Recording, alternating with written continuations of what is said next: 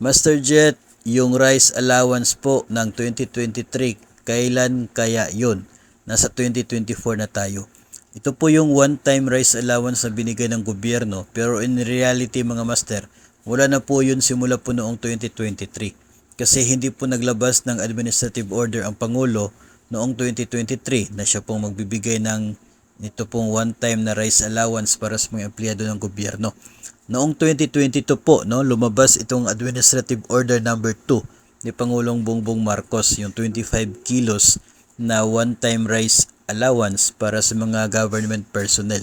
Pero pagdating po ng taong 2023 ay wala pong ganong administrative order, kaya wala po tayong natanggap at hindi po tayo eligible, no, para po doon.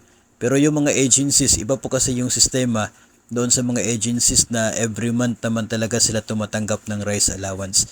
Ito po kasi, ito yung one time na binigay ng gobyerno noong 2022. Pag 2023 wala na po, no, kasi yung administrative order number 2 noong 2022 ay specific po siya para sa isang taon lamang po. 2022 lamang po na taon, kaya hindi na siya effective pagdating ng 2023. So dependent po yan kung maglalabas ng administrative order ang Pangulo, pero wala po ay wala po tayong aasahan.